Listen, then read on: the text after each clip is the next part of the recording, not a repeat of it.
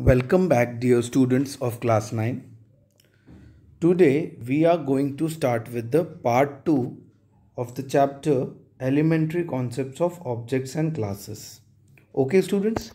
Now, students, in this part we will talk about class as the object factory.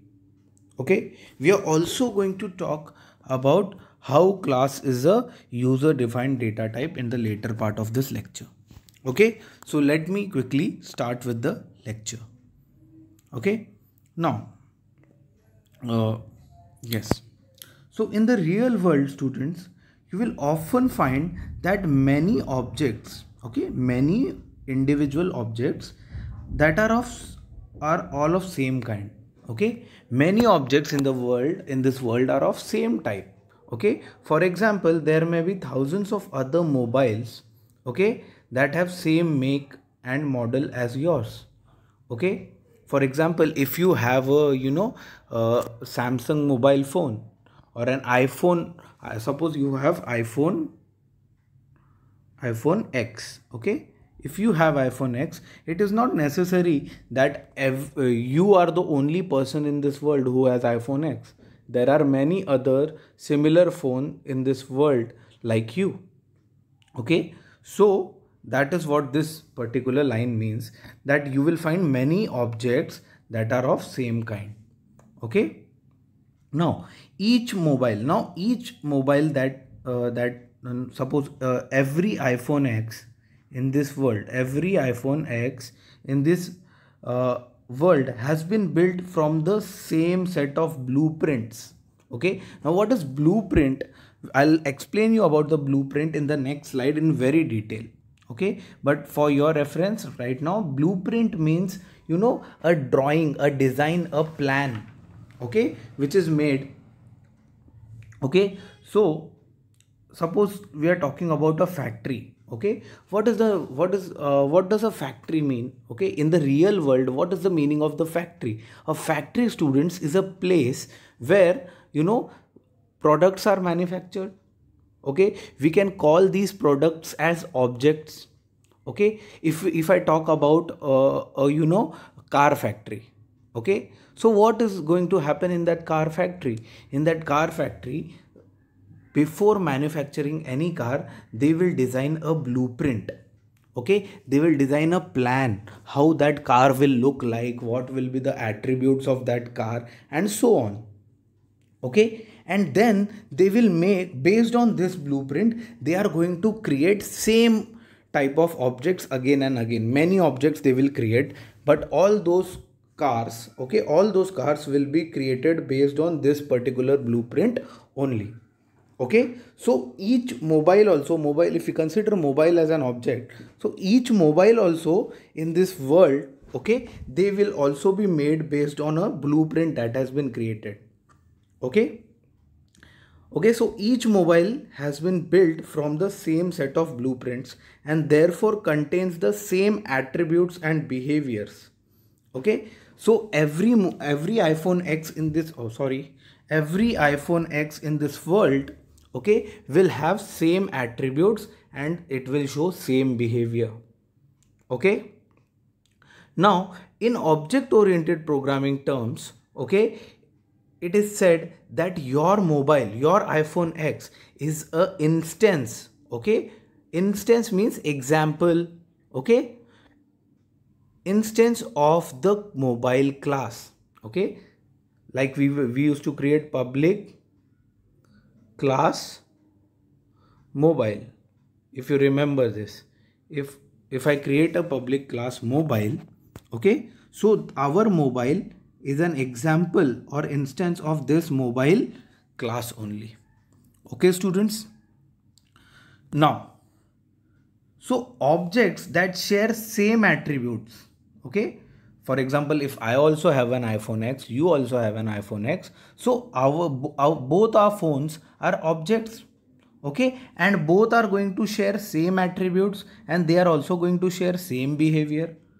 That is why they are grouped into a single class. Okay, so what is the definition of a class? A class is a template or blueprint for multiple objects with similar features and may be regarded as a specification for creating similar objects. Now, what is the meaning of this word blueprint? Blueprint means a design or an other technical drawing. For example, look over here. See, this is a blueprint. This is a blueprint of a ship.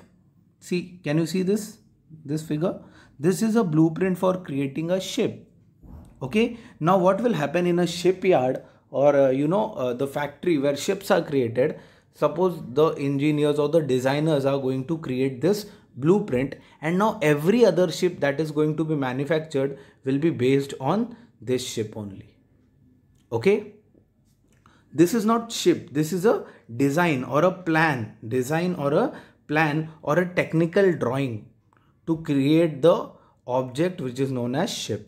Now, based on this drawing, based on this particular, blueprint or drawing, technical drawing or a design or a plan, we can create thousands of ships. That means based on this particular blueprint, we can create thousands of ship objects.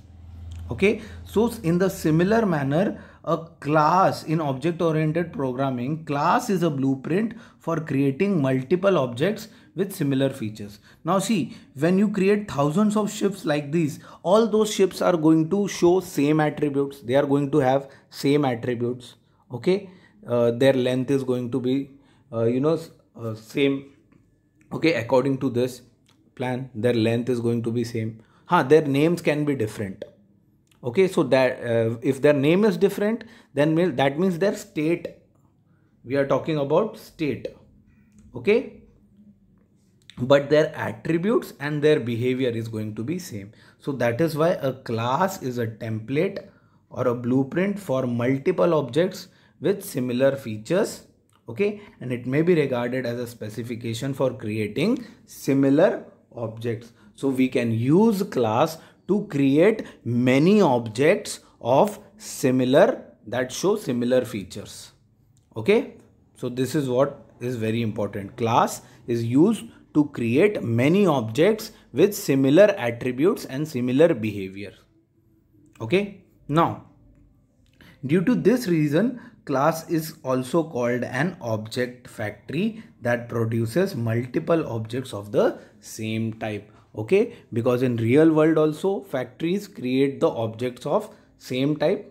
Okay, and our class is also a blueprint which we can call as an object factory, because using the class we can create multiple objects of same type. That is why this class is called as an object factory. Okay, now students, once the class has been defined, now you remember how did we define class? You using this words like public, we use something like this, public. If you remember in class 8 we used to do this, class, okay, mobile. This is how we used to define a class, right? And then we used to open the class using this curly braces. Okay, so once a class has been defined, okay, you can create many objects belonging to that class. Okay, once a blueprint has been created for making one ship, okay, once a blueprint has been created, now you can make thousands of ships like this. In the same manner, students, once a class has been defined, you can create many objects belonging to that class. Okay, now an object belonging to a particular class is known as instance of that class. Okay, I already told you the meaning of this word instance. Instance means example. Okay, therefore we can say that mango is an example of a fruit, na? Yes or no? So we can say that mango is an instance of fruit class. So if we create class public class fruit, okay, so mango will be an example of this class. Okay, mango will be an instance of this class or an object that belongs to this class fruit. Okay, the terms object and instance are often interchangeable. That means instead of saying object, you can call instance also. Okay, instance of that particular class. Okay, I hope it is understood. Now, note that a class is a logical construct, whereas an object is a physical reality. That means, see students, logical construct means what? It does not have a reality to it. But on the other hand, an object has a physical reality to it. That means class is an idea. Okay, class does not contain any values. Okay, it only defines the attributes and behavior of the objects inside it. It is a logical construct or an idea. In the same manner, the way we talked about tangible and intangible objects. Tangible objects were the ones we could touch and see and feel, yes or no, like a chair. Yes. And intangible objects were what? They were not, they were those objects that we cannot touch and feel. Okay, they did not have a physical reality to it. Okay, now class is a logical construct. That means class also does not have a physical reality to it. On the other hand, object has a physical reality to it. Okay, a class is a specification. Okay, a class is a specification. Now what is the meaning of specification? Specification means a detail, specification means a detail description. Okay, detailed description of something is called as specification. Okay, so class is just a specification of the set of objects and not the actual object. That means a class contains specifications or details about the objects that are present in it. Okay, the class itself is not an object. A class is just a list of specifications that are of the objects that are contained inside that particular class. It is not the object itself. Okay, now moving further, the mobile class in the figure 3.10, see this figure over here. Okay, now specifies the attributes and behaviors. So this is that detailed description that we are talking about. This is the mobile class. Okay, or a blueprint. This is the blueprint for a mobile. Okay, now see, this contains attributes and behaviors. Okay, different attributes and behaviors, but it does not contain any value for those attributes and behavior. Look over here, see, this is the mobile class. Okay, now this mobile class, it contains attributes, different attributes like model, color, weight, cameras, the size of the camera, the status of the mobile, and it also contains different behaviors that a mobile is going to perform, like dialing a number, starting a call, ending a call, taking a picture, taking a video. All these are the behaviors that this mobile is going to show. Now what does this means? That means this is a mobile class, and whichever objects are going to be part of this class, they are going to show this attributes. Okay, and they are going to show this behavior. Okay students, now so the mobile class in this figure, this is the class. Okay, specifies the attributes and behavior of a mobile in abstract form. An abstract form means what? Existing as a thought or an idea, but not having a physical or concrete existence. That means this is a just a list of the features that these objects are going to have. Okay, it is not a physical reality. This class is not this class is existing as a thought or as a idea. Okay, on the other hand, two concrete instances, I told you examples. Okay, so see this is mobile object 1. Okay, that belongs to this class. Okay, and this one is mobile object 2. Again, this object also belongs to this class. That means these two objects are instances of this mobile class. Okay, now two concrete instances of mobile object have been created with same attributes. Now see, attributes and behavior. Now see, this object has the same attribute model. Yes, see model attribute over here and model attribute over here. Okay, dial number behavior, dial number behavior. In the same manner, this one, this object number 2 also has model attribute and dial the number behavior. Okay, so these two objects that belong to this mobile class, they are having the same attributes and behavior. But what is different? The values that are held, by this particular attributes, okay, of these two objects.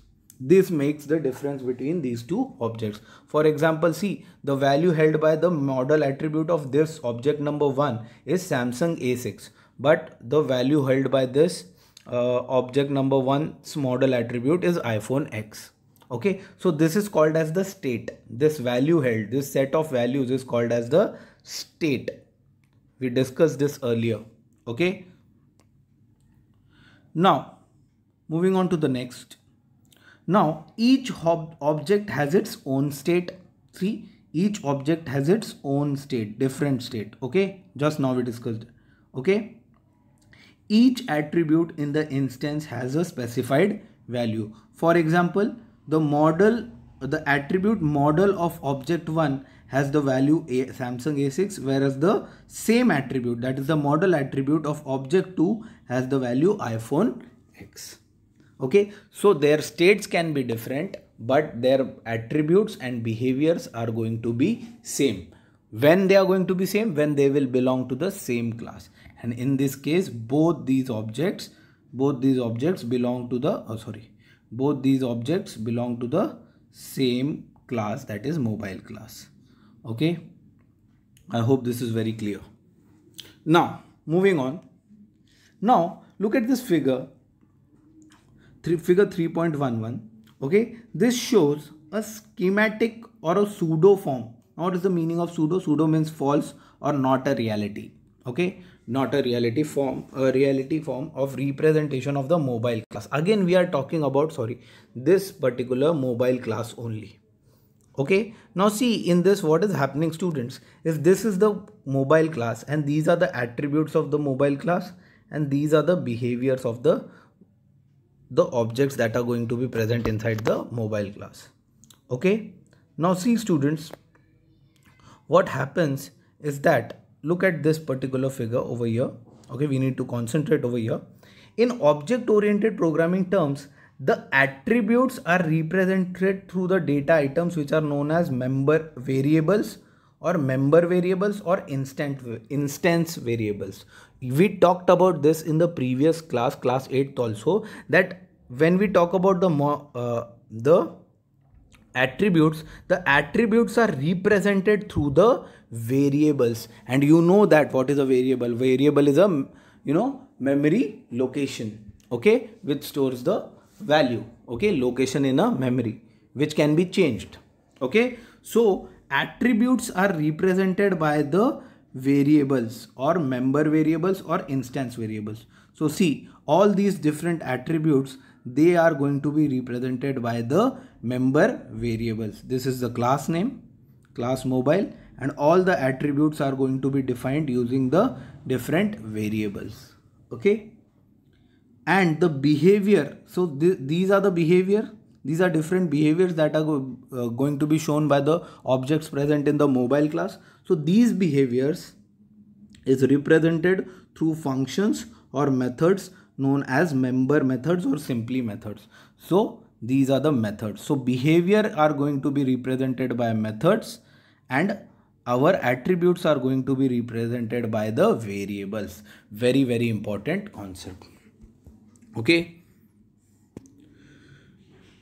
Now see, we are taking another example of account class. That means what is the class? Class account. Okay. So if you go to a bank, you go to a bank to open your account, right? You go to a bank to open your account. Okay. So what happens in a bank, that there is already a class by the name of account which is created by them. Okay. Now the account class serves as a blueprint to create different bank accounts. Okay, suppose three people go to a bank. Okay, three people go to bank, or suppose two people go to a bank.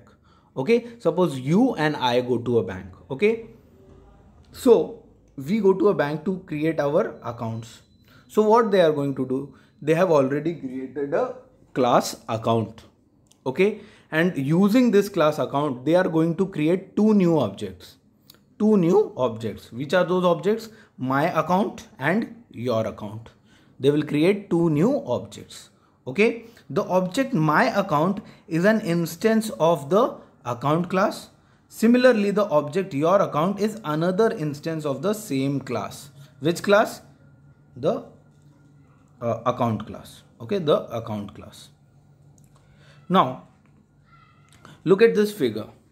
In this figure, this is the account class. Okay, and this is an object. This is the object my account, and this is the object your account.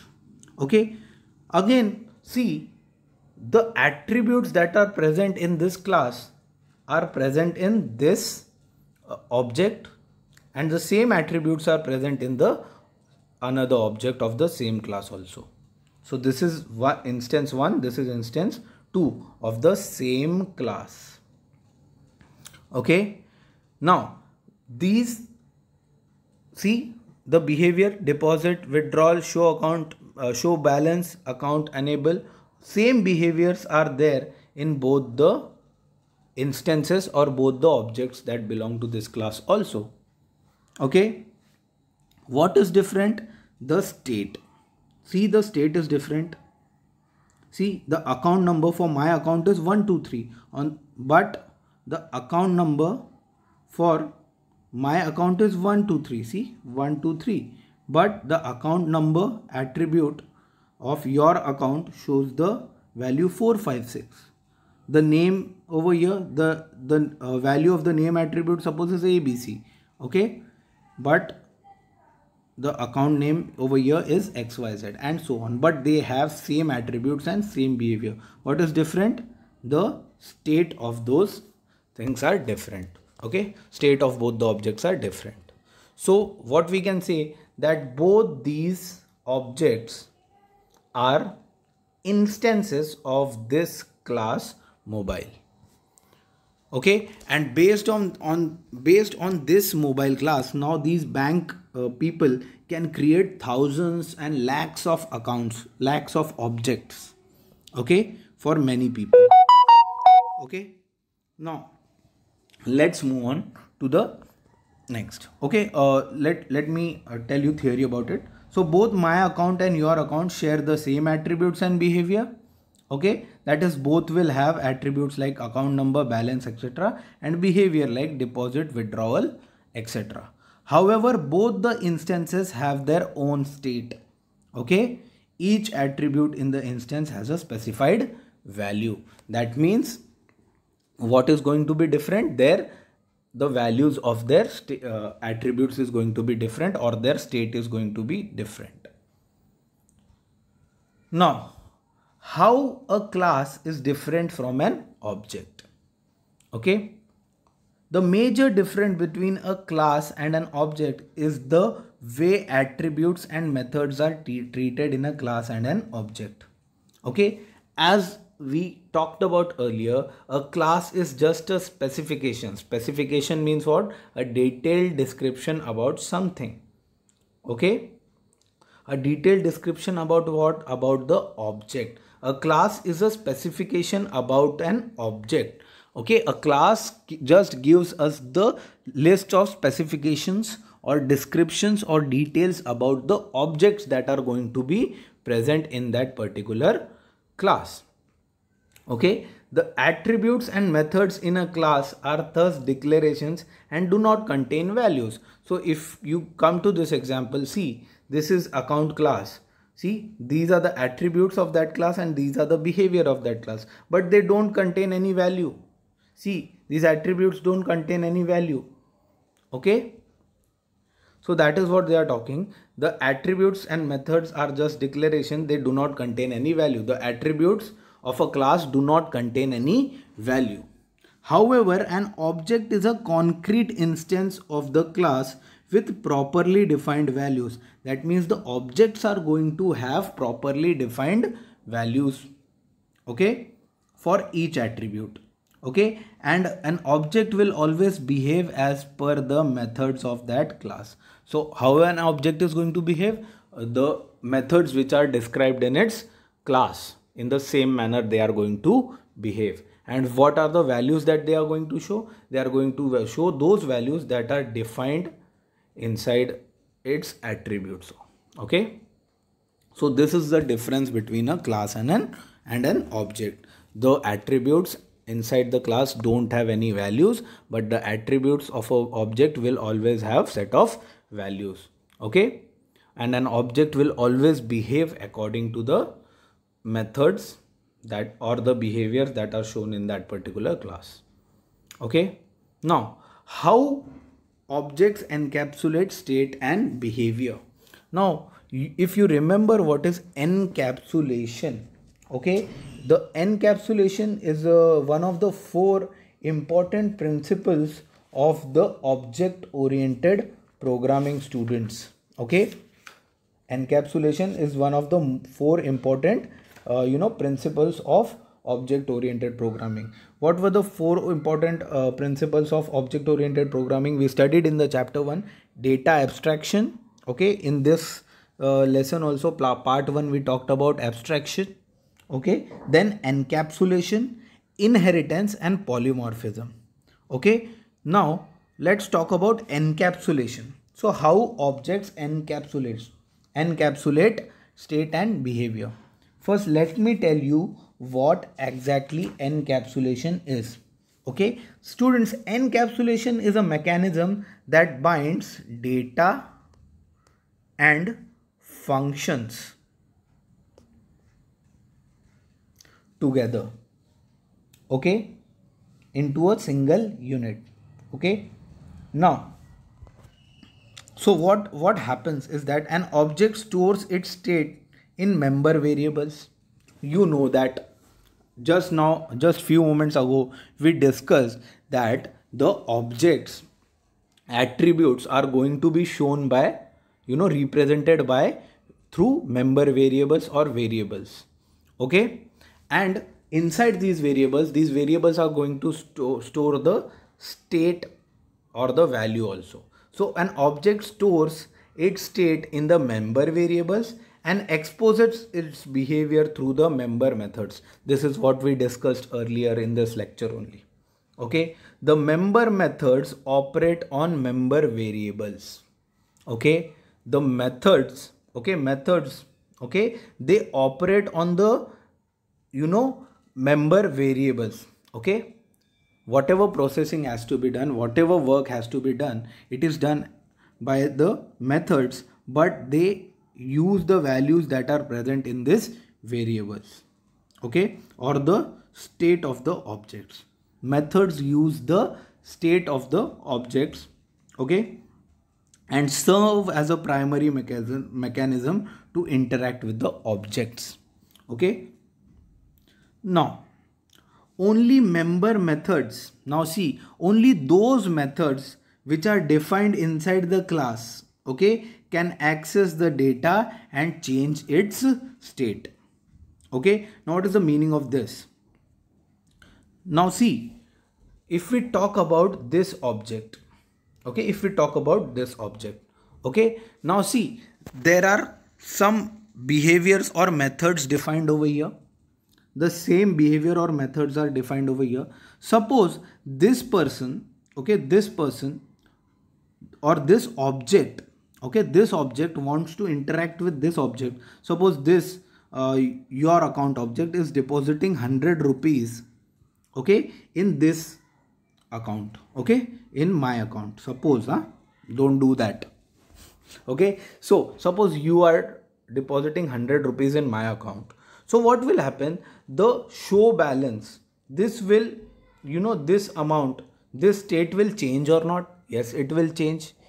Yes, it will change, na? Okay. So what happens is that, what is happening is that this behavior is using, and this will also change. The balance from here is also going to change It will become minus 100. That means it will become 7761, and this will become 1334. Yes or no? Because 100 rupees has been added over here and it has been decreased from here. Okay, so what is happening? This behavior, okay, this deposit behavior is interacting with this, okay, and it is changing the balance amount. It is changing the balance amount. So what is happening now? Only these methods, okay, now the data has been changed over here. Yes or no? Who can change the data? Only the methods which are defined in this class. Only those methods can change the data over here and here. This is what they are talking about. Okay, so only the member methods which are defined inside the class can access the data and change its state. I hope this is clear. Okay, the state and behavior, hence the state and behavior are said to be encapsulated by the object. That means state and behavior both are, bind together inside the object, and they are hiding the internal state, okay, and requiring all interaction to be performed through the methods of the object. Only those methods, the important point to be noted over here is that only those methods which are defined inside the class can access the data and change its state. Okay, apart from these methods, none of the method can access the data and change the data. They cannot do that. Only these methods that are defined inside the class can access the data over here and change the data. Okay, none other method can do it. So this is also a very important point. Okay, now let's move on to the next topic. Very, very, very important topic. Class as a user defined data type. Class as a user defined data type. Now students, you should know the meaning of data type. Okay, in the previous class we talked about int, char, float, double. Yes, all these are different data types which are present in Java. Okay, but those are the primitive data types. I will explain you in this lecture only what are primitive data types and what are composite data types. Okay, let's talk about how class is a user defined data type. Till now you studied only int is a data type, char is a data type, double, float, short, long, byte, boolean. These are data types. But now you are going to study that class is also a data type. But what kind of data type it is? It is user defined. That means user can define this type of data type. Okay, what is it? I will explain you, don't worry. So let's begin this topic. In programming terms, students, okay, following statement defines the variable of an integer data type. See this particular statement, int my integer. Look at this particular statement, int my integer. Now what is this particular statement doing? It is defining a variable. Yes or no? This is a variable. Now this is a variable, right? My integer is a variable. Its data type is int. Yes. Now see, this int is a system defined data type. Okay, and this my integer is a variable of integer data type. This is what the statement is meaning. This int is a system defined data type. Okay, int is said to be system defined data type as it is provided by the programming language. So who has created this data type int? Who has created it? It is already present in Java. It is already present in Java. That's why it is called system defined or inbuilt. It is inbuilt. Okay, these are inbuilt data types. Okay, now using the concept of class, okay, we can make entire data we can make the entire data and methods of an object a user defined data type. That means using class we can define new data types apart from integer, character, char, boolean, float, double. We can make new types of data types using the class. That is why it is called as the user defined data type.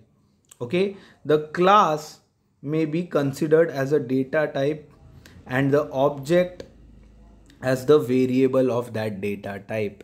That means class contains objects, right? Class contains objects. Okay, so the class will be considered as a data type, and the object that are inside that class will be considered as the variable of that data type. Just like over here, over here, this int is data type and this variable, this is a variable, right, of integer data type. In the same manner, when we will define user defined data type using class, okay, the class will be the data type and the object that is inside that class will be the variable of class data type. Okay, let's talk about this. Okay, for example, once account class has been created, suppose I have used public before this, okay, public class account. Okay, so I have made public class account and then I have opened the parenthesis. Once I have defined this public class account, that means I have created a class with the name account. Okay, so once the account class has been defined, the following statement will create a my account class. Which statement? Account, that is the class name, okay, the name of the class, and then the name of the object and semicolon. If you write this statement, students, then you will create an object which belongs to account class.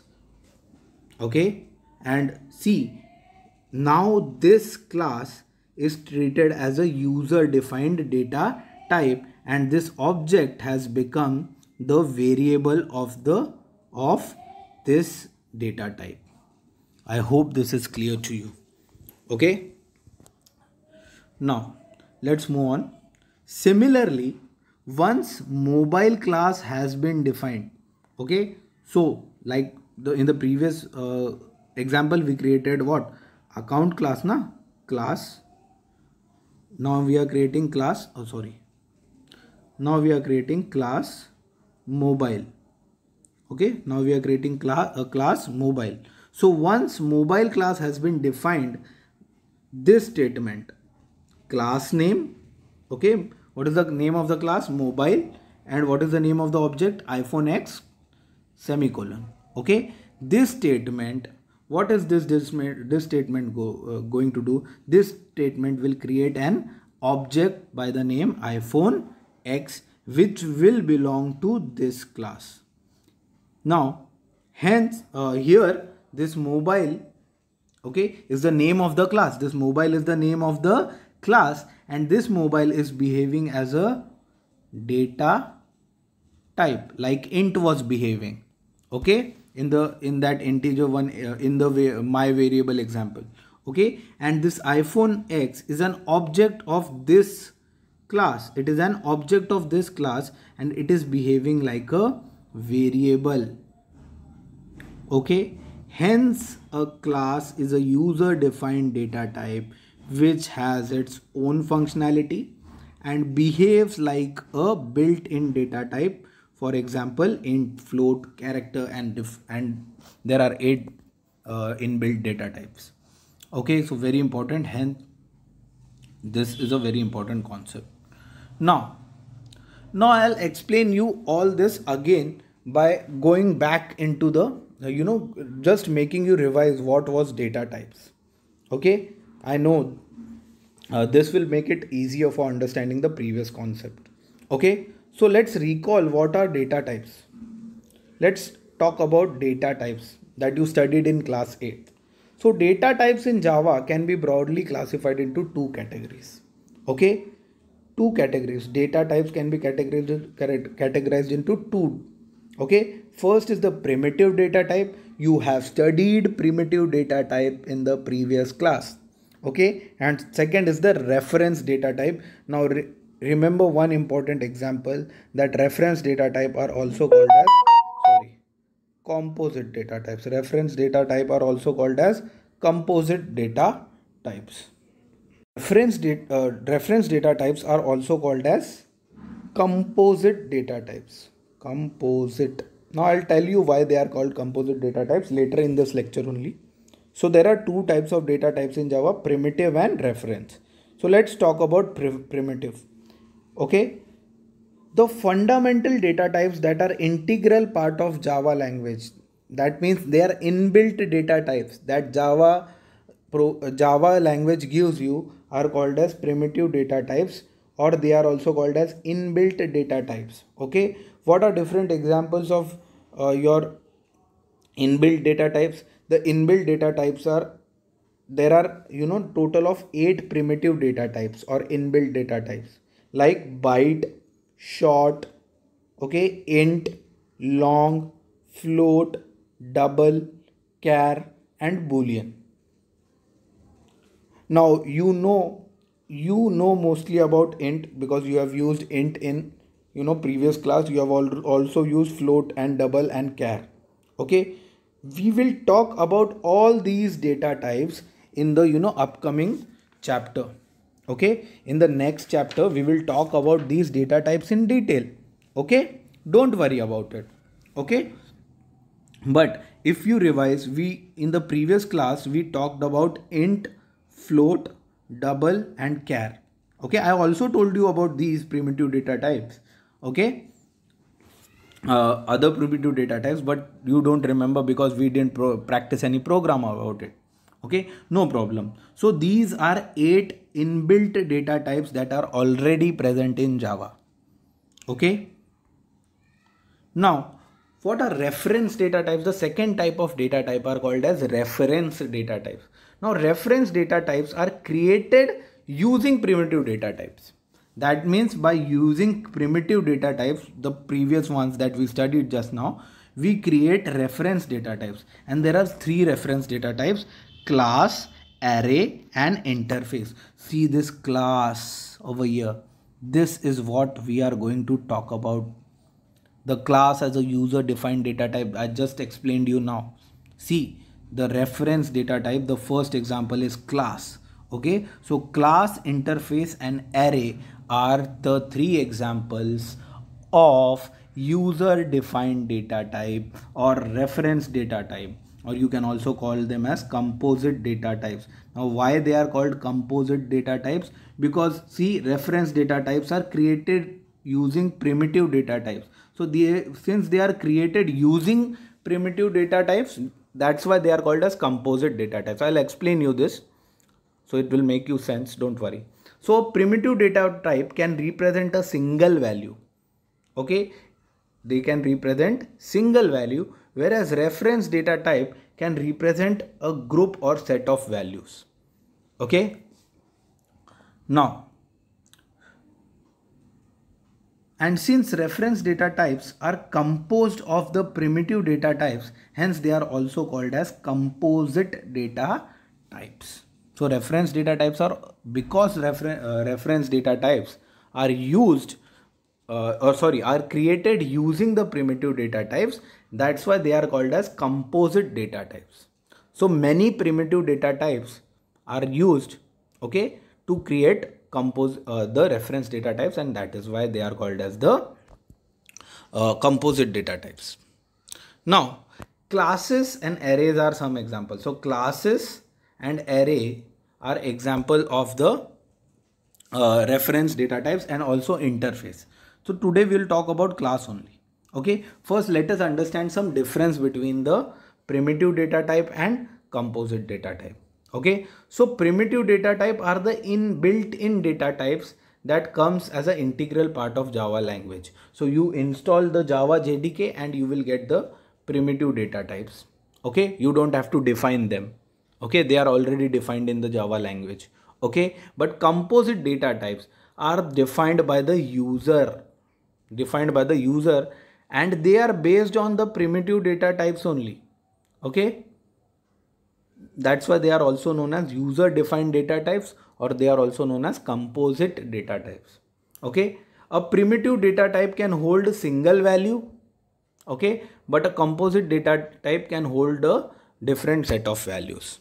Okay, there are many other differences, but we'll talk about them in the higher classes. Okay, now why a class is called as user defined data type? Why class is called as a user defined data type? This is the important question. This is the topic. Okay, the statement class is a user defined data type, this statement reflects on the two important properties of a class. Okay, the statement tell two things about a class. First, user defined. Okay, the first is that class is a data type. The firstly, that class is a data type, like int, short, int, char, boolean, all these are data type. In the same manner, class is also a data type. And second, class is a user defined data type. Okay, so this statement that class is a user defined data type reflects on two important properties of a class. First, that class is a data type, and another that it is a user defined data type. User defined simply means defined by the user. Okay, now as we use different data types to create variables, see, to create a variable age, we use something like this, int age. Yes, to create, name data type, we use something like that, char name. So what have we done using these two statements? We have created two data types or two variables. Yes or no? So we use different data types to create variables. So see, I have used int variable data type and char data type to create two variables, age and name. Similarly, we create objects using class. Just now we learnt that we can create thousands of objects using a class. Can't we do that? Yes or no? In this lecture only you studied about it. Okay. Now to create a variable, we first write the data type and then write the name of the variable. This is how, and then we use a semicolon. Okay. So this is how we create a variable. We write the data type and then we write the name of the variable. Okay. In the same manner, to create an object, we first write the class name and then the name of the object. So see here, this is class name, vehicle is the class name, and this obj is the object name. If we write this statement, we will create, after creating a vehicle class, okay, public class vehicle, first we have to create a class vehicle, okay, public class vehicle. Okay, after creating this class, if we write this statement, vehicle and then the name of the object, okay, so we will create an object which belongs to this class vehicle. Okay, so in the same manner, to create an object, we first write the class name and then write the name of the object. In the same manner, first we were writing the data type over here and then the name of the variable. Okay, isn't it the same manner? Vehicle, object name. Okay, now there are different ways to create an object, students. Okay, there is one more way, using the new keyword. Okay, that you will study in the further classes or higher classes. Okay, now a class is a collection of objects that contains set of data items, that is the state. Okay, not state, that consist of data items and related functions which are called as behavior to operate on the given data items. Okay, we have already discussed what a class is. Okay, now thus we can say that class is a data type that creates its objects. Okay, so we have already established this, that using class we can create different objects. Okay, now class as a data type. Okay, why class is a data type? See, over here, example C, int a. What is over here? What is written over here? Int a. Okay. In this statement, we have created a variable with the name a of the type integer. Okay. Now see, I told you that new keyword can also be used to create class. See, this is how new keyword is used to create a class. But this is a topic for another. What is the syntax to create an object with a new keyword? See this. This student is the class name. This student is the name of the class. This R1 is the name of the object. Then this is the assignment operator equal to. Okay, and then this is the new keyword. Okay, and then this is student, parenthesis open, parenthesis close, and then semicolon. This is how, using the new keyword, we can create objects inside the class. So you can create objects like this also. Okay, and you can create objects using this new keyword also.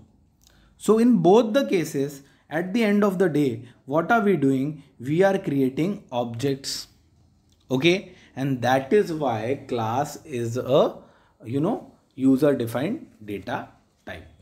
Okay, now a class is a composite data type. Why class is called as a composite data type? See, which is made up of primitive, because class is made up of different primitive data types. Now see, in this example, look over here. A class is created, class student is created, then this class is opened. Then see, there are three variables.